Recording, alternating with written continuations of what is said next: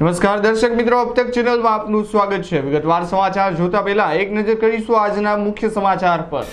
રાજકોટ શહેરમાં જગન્નાથજીની રથયાત્રા થઈ રહી છે। તડામાર તૈયારીઓ, સંતો મહંતોના અખાડા સાથે રથયાત્રા ફરશે શહેરના વિવિધ રાજમાર્ગો પર। બોટાદમાં રોમિયોગીરી કરતા 3 શખ્સોની એલસીબી દ્વારા કરાઈ ધરપકડ। પીએસઆઈ બીડી દોરડાએ હાથ ધરી કાયદેસરની કાર્યવાહી।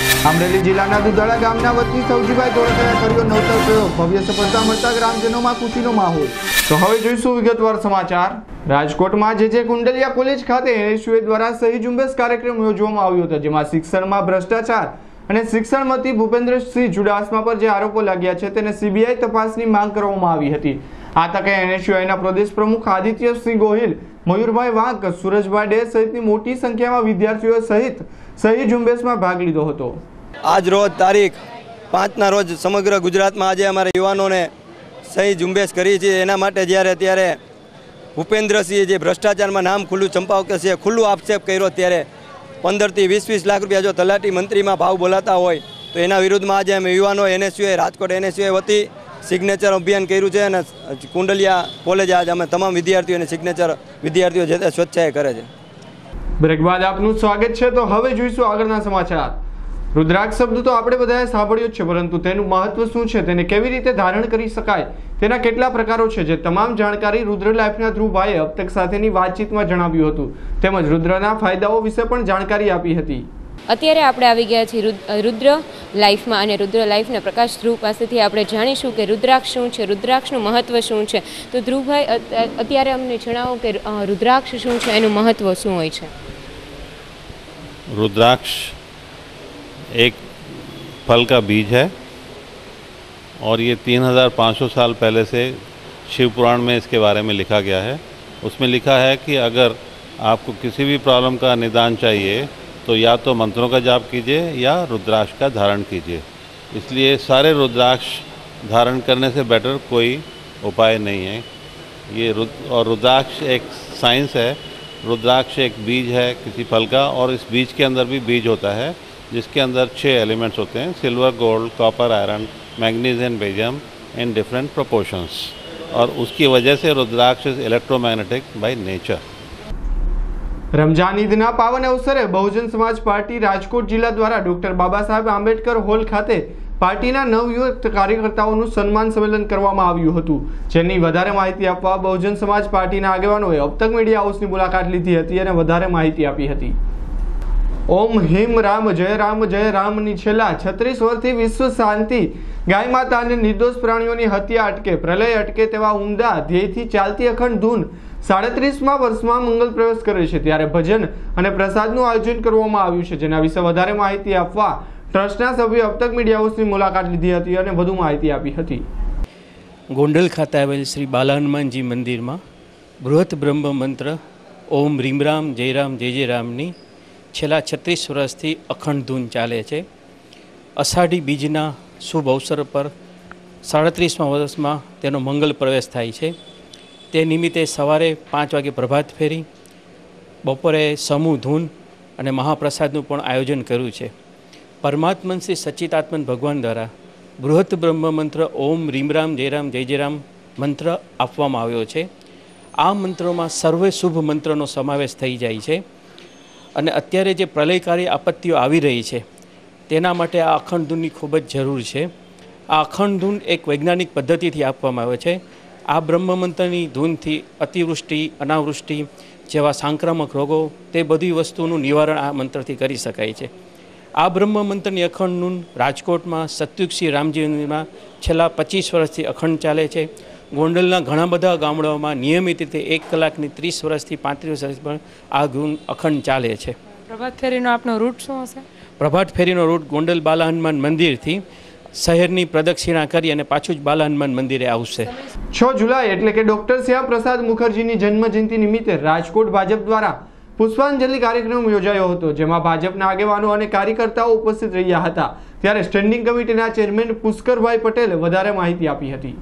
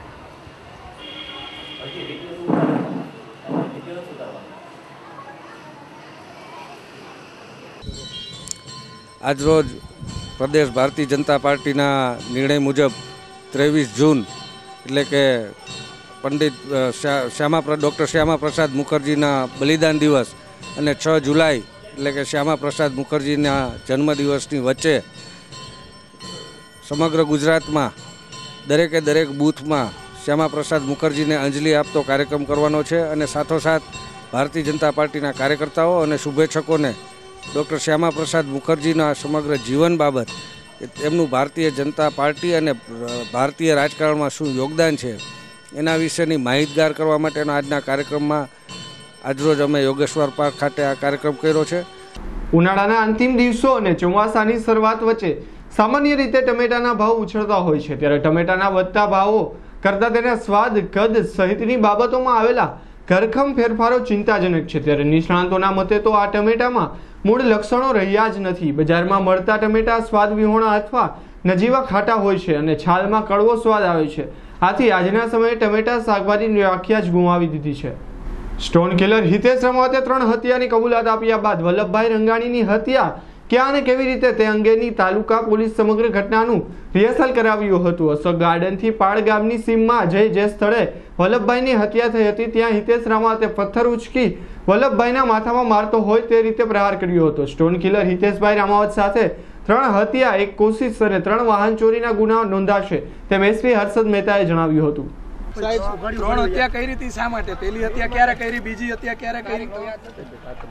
હત્યા ન કરવા કરતો ભાઈ, હરખું વ્યવસ્થિત બોલ.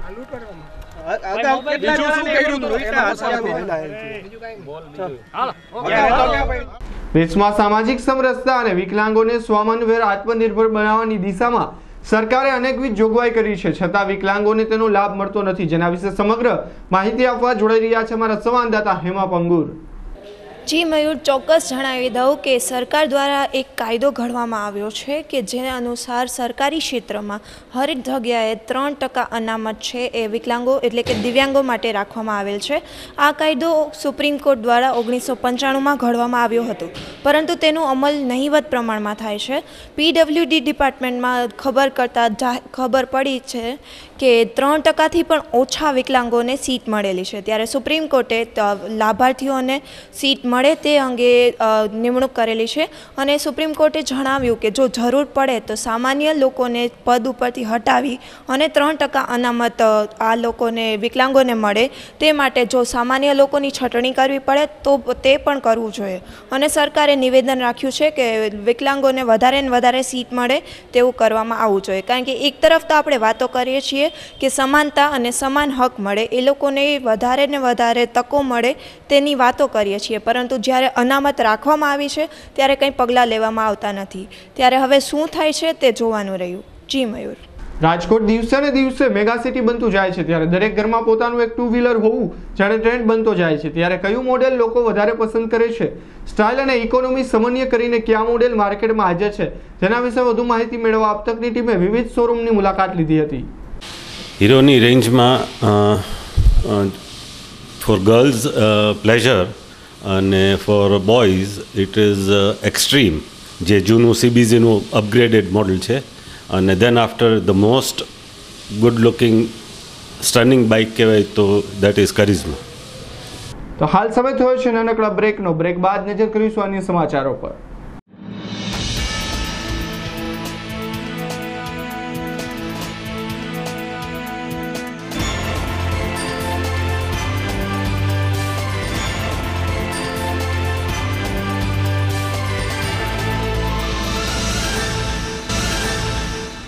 સહયોગ સહયોગ હોસ્પિટલ કે જ્યાં તમને મળશે આધુનિક પદ્ધતિ તથા અનુભવી ડોક્ટરોની ટીમ દ્વારા તમામ પ્રકારની સારવાર, જેમ કે ક્રિટિકલ કેર વિભાગ, મેડિકલ વિભાગ, સર્જિકલ વિભાગ, trauma centre, plastic surgery, high risk delivery, gynaec વિભાગ અને દરેક પ્રકારની સર્જરી, જોઈન્ટ રિપ્લેસમેન્ટ, ઓર્થોપેડિક વિભાગ, રેડિયોલોજી વિભાગ, પેથોલોજી વિભાગ, ડેન્ટલ તથા ફિઝિયોથેરાપી વિભાગ, આ તમામ વિભાગો સહયોગ હોસ્પિટલમાં કાર્યરત છે તથા ગંભીર દર્દીઓ માટે આઈસીયુ અને દાઝેલા દર્દીઓ માટેનો સ્પેશિયલ વિભાગ અહીં 24 કલાક ઉપલબ્ધ છે. અહીંયા deluxe room, special room, semi special અને જનરલ વોર્ડ તમામ પ્રકારના વોર્ડની સુવિધા મળી રહેશે તથા 24 કલાક મેડિકલ સ્ટોર અને એમ્બ્યુલન્સ સુવિધા તો ખરી જ. તાત્કાલિક સારવાર માટે સંપર્ક કરો સહયોગ હોસ્પિટલ.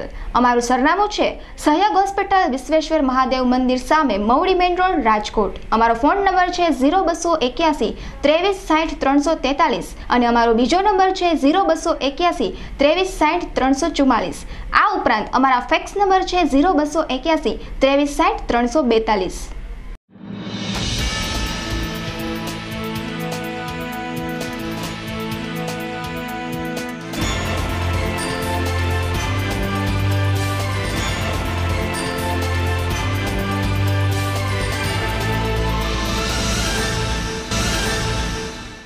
બ્રેક બાદ આપનું સ્વાગત છે. તો હવે જોઈશું આગળના સમાચાર.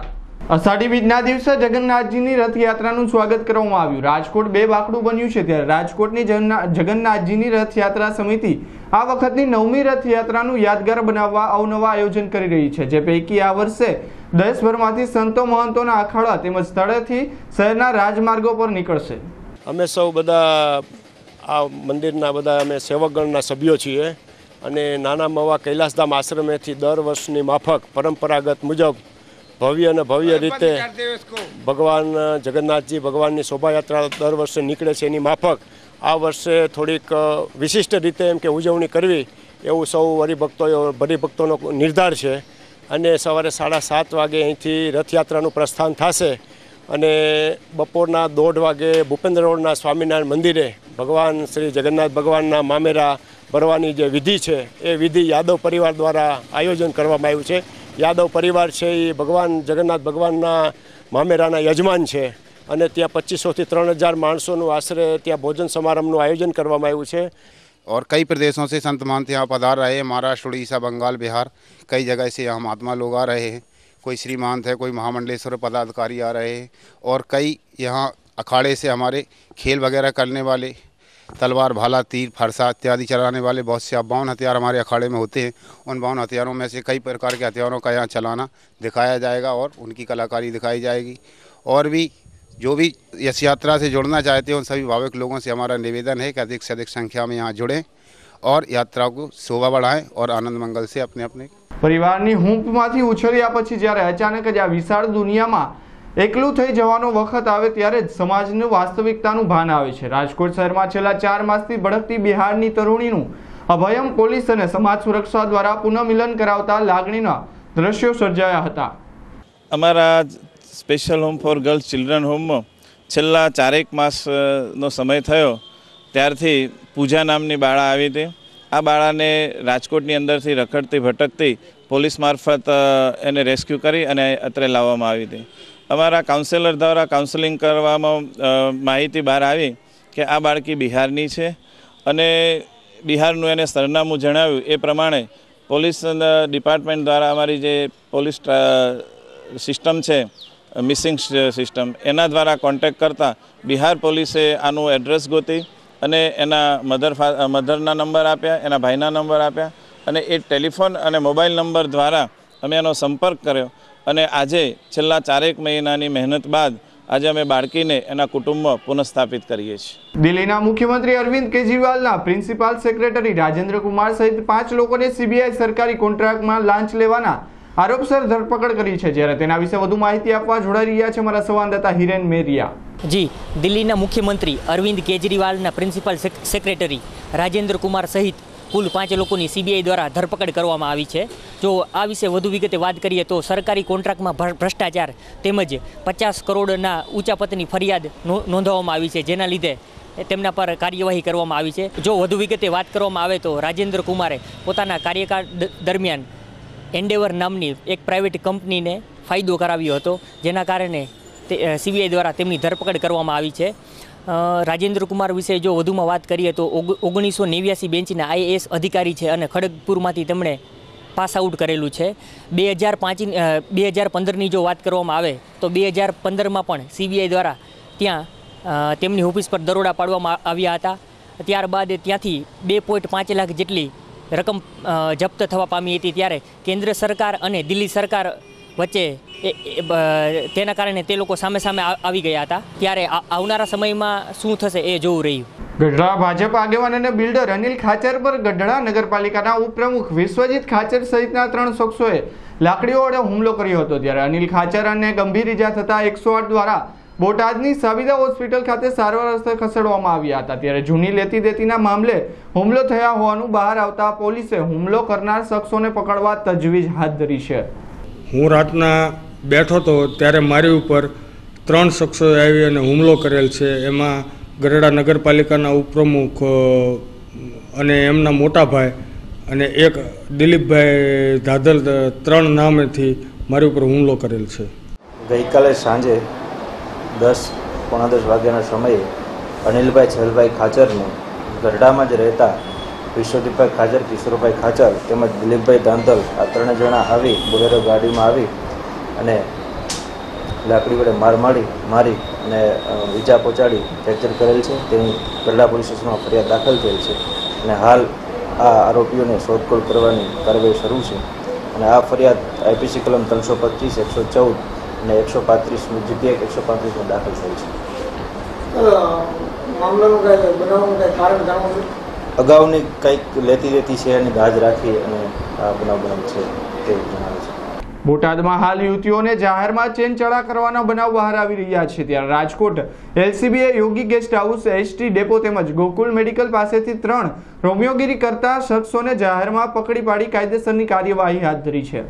આજરોજ બોટાદ પોલીસ સ્ટેશન વિસ્તારમાં PI સાહેબની સૂચના મળેલી કે જાહેર રોડ ઉપર રોમિયોગીરી કરતા હોય એવા ઇસમોને પકડવાના હોય એ મુજબની સૂચનાને અનુસંધાને સઘન પેટ્રોલિંગ તથા વોચ રાખવામાં આવેલ. જેમાં આજરોજ યોગી ગેસ્ટ હાઉસ પાસેથી બાવકુભાઈ કરીને વ્યક્તિ છે, બસ સ્ટેન્ડ પાસેથી ઈશ્વરભાઈ છે અને ગોકુલ મેડિકલ પાસેથી વિજયભાઈ નામના 3 વ્યક્તિઓને જાહેરમાં બેન દીકરીઓ નીકળે ત્યારે બીભત્સ ઇશારા કરે, સીટીઓ મારે આ પ્રકારની પ્રવૃત્તિ કરતા 3 ઇસમોને પકડી GP એક્ટ મુજબની કામગીરી કરી PI સાહેબની સૂચના મુજબ બોટાદ પોલીસ સ્ટેશને ગુનાઓ રજીસ્ટર કરાવી આગળની ધોરણસર કાર્યવાહી કરવામાં આવેલ છે. પવિત્ર રમજાન માસ રોજા, ઇબાદત તથા નેકીના કાર્યો સાથે દાઉદી વહોરા સમાજ ઈદની ઉજવણી કરી રહ્યો છે.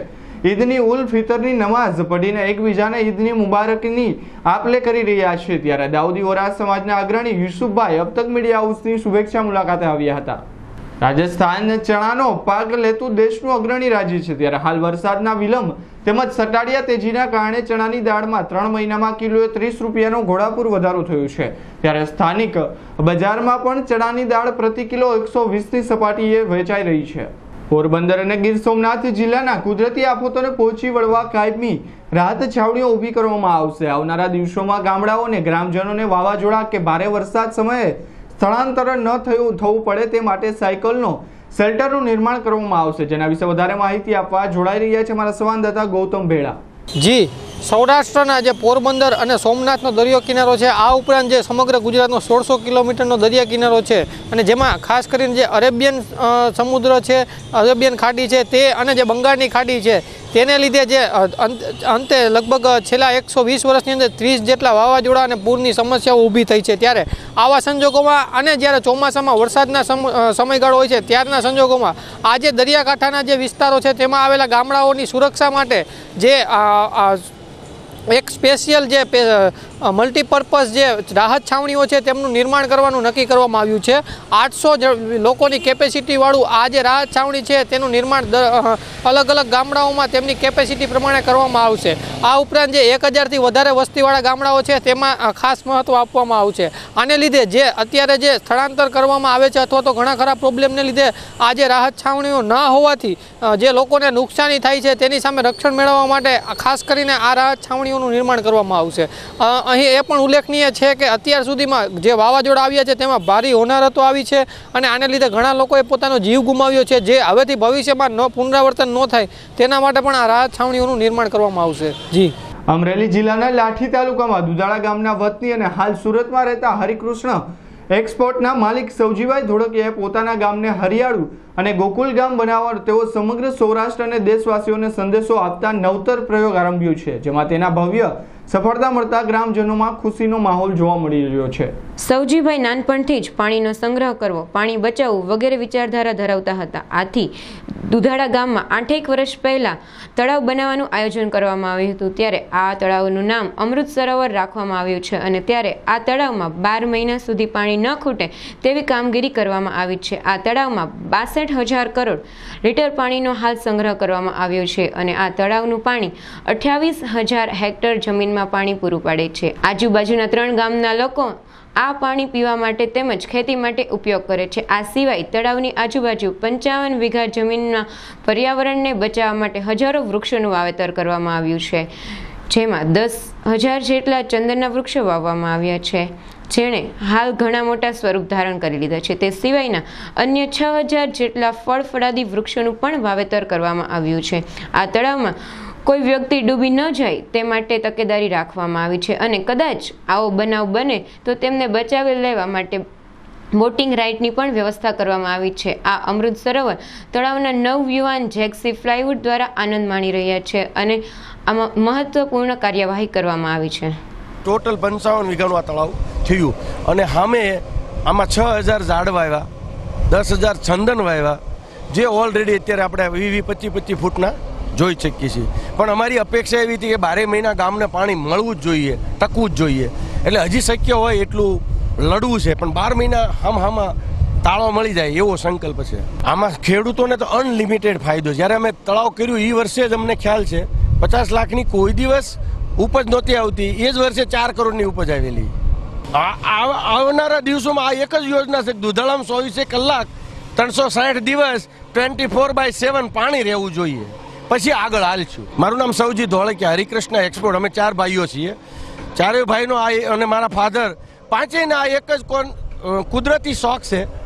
તો હવે નજર કરીશું બરાબર ન્યૂઝ પર. મોદી સરકારની ટીમનું કરાયું વિતરણ. મંત્રીમંડળના નવા 19 મંત્રીઓનો કરાયો સમાવેશ. મોહન કુંડરિયા અને મનસુખ વસાવાએ મંત્રીમંડળના વિતરણ પહેલા જ ધરી દીધા રાજીનામા. પરસોત્તમભાઈ રૂપાલા, મનસુખભાઈ માંડવિયાએ લીધા રાજ્યમંત્રી તરીકે શપથ. ધોરાજીમાં ખનીજ ચોરીના બનાવ વધ્યો. ડેપ્યુટી કલેક્ટર દ્વારા ખનીજ ચોરી અટકાવતા ભૂમાફિયાઓએ કર્યો હુમલો. બંને શખ્સોને પાછા આગળ સુરત અને બરોડાની જેલમાં ખસેડાયા. એક નહીં તો બીજા કારણથી વિવાદમાં ઘેરાતો રહેતો બોલિવૂડ સુપરસ્ટાર સલમાન ખાન બળાત્કાર પીડિતાઓની ટિપ્પણીના મુદ્દે હાઈકોર્ટ સમક્ષ જાહેર હિતની અરજી. પરગ્રહવાસીઓને શોધવા ચીને $18.5 કરોડ તૈયાર કર્યું ટેલિસ્કોપ. બ્રહ્માંડથી દૂર આવતા રેડિયો તરંગનો કરાશે અભ્યાસ. રાજકોટમાં બની અચરજ પામે તેવી ઘટના. દાદરા પરથી વૃદ્ધાપતિ પર પડતા થયા બંનેના મોત. સાઉદી અરેબિયામાં 3 સુસાઇડ બોમ્બરના અટેક. આખા વિશ્વમાં ભયની લહેરકી. રમજાન મહિનાનો અંત. બુધવારે ઈદ ઉલ ફિત્ર. મુસ્લિમ લોકોમાં હર્ષની લાગણી. વરસાદી વાતાવરણમાં ચાંદના દીદારનો ઇંતજાર. અષાઢી બીજ અને રમજાન ઈદ એક સાથે આવવાથી પોલીસ તંત્ર દ્વારા સજ્જડ બંદોબસ્ત. રથયાત્રામાં 909 પોલીસ જવાનોનું સુરક્ષા કવચ. રાજકોટની ટ્રાફિક શાખામાં 6 મહિનામાં વસૂલ્યો ₹1.7 કરોડનો દંડ. કરકરા હોરન ઝુંબેશમાં 80 વાહનો સામે કરી કાર્યવાહી. સમાચારના અંતમાં એક નજર કરીશું આજના મુખ્ય સમાચાર પર. રાજકોટ શહેરમાં જગન્નાથજીની રથયાત્રા થઈ રહી છે. તડામાર તૈયારીઓ. સંતો મહંતોના અખાડા સાથે રથયાત્રા ફરશે શહેરના વિવિધ રાજમાર્ગો પર. બોટાદમાં રોમિયોગીરી કરતા 3 શખ્સોની એલસીબી દ્વારા કરાઈ ધરપકડ. પીએસઆઈ વિપુલ દોરડાએ હાથ ધરી કાયદેસરની કાર્યવાહી. અમરેલી જિલ્લાના દુધાળા ગામના વતની સૌજીભાઈ ધોળકિયાએ કર્યો નવતર પ્રયોગ. ભવ્ય સફળતા મળતા ગ્રામજનોમાં ખુશીનો માહોલ. તો આજના સમાચાર. વધુ સમાચાર માટે જોતા રહો અબ તક ચેનલ. નમસ્કાર.